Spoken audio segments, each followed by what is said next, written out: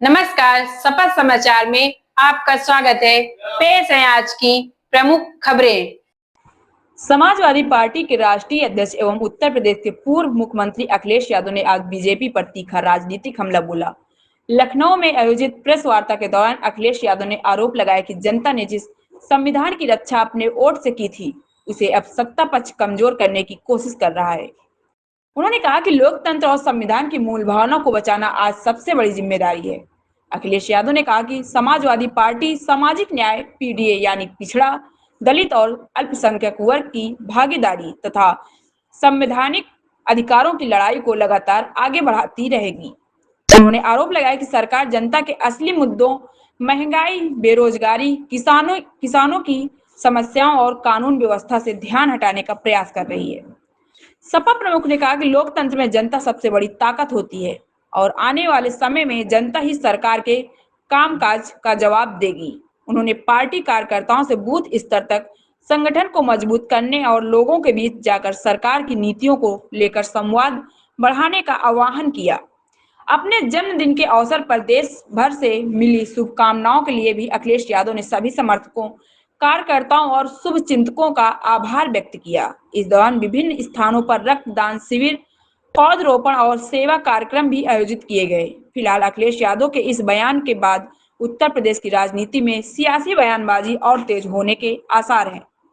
माना जा रहा है कि 2027 के विधानसभा चुनाव को देखते हुए प्रदेश में बीजेपी और समाजवादी पार्टी के बीच आरोप प्रत्यारोप का दौर आने वाले दिनों में और तेज होगा। शपथ समाचार ब्यूरो। इस बार भारतीय जनता पार्टी को न चंदा मिलने जा रहा है,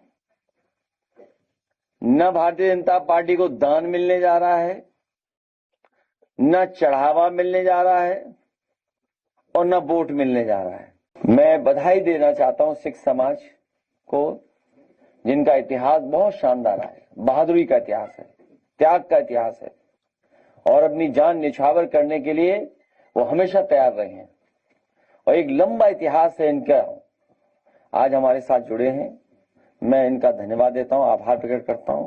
इन्होंने न केवल भारत को कृषि के क्षेत्र में बल्कि दुनिया में अपनी मेहनत और संघर्ष से प्रतिष्ठा दिलवाई है।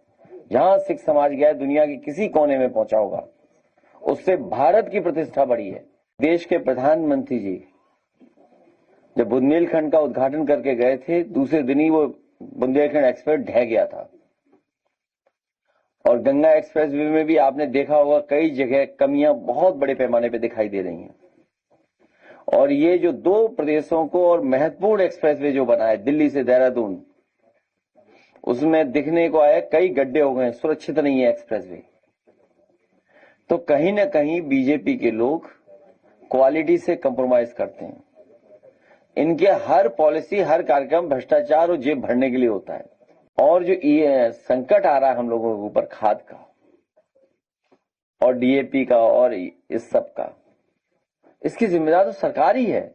हमारे यहाँ किसान भाई बैठे हैं, पता नहीं कौन सी ऑनलाइन खाद आ रही है इनकी, न जाने कितने कागज इन्हें जोड़ने पड़ते हैं तब जाकर के खाद मिल रही है और खाद पर्याप्त मिल भी नहीं है, डीएपी नहीं मिल रही कहीं भी। और अभी तो अगली फसल के बाद अगली फसल बड़ी महत्वपूर्ण फसल है गेहूं की। जब वो फसल आएगी तो बताओ क्या तैयारी है सरकार की।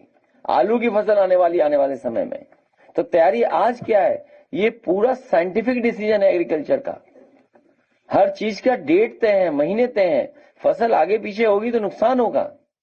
अगर मान लीजिए 15-20 दिन का नुकसान हो जाए, आगे पीछे हो जाए, तो बताओ कितना नुकसान होगा देश का, किसान का।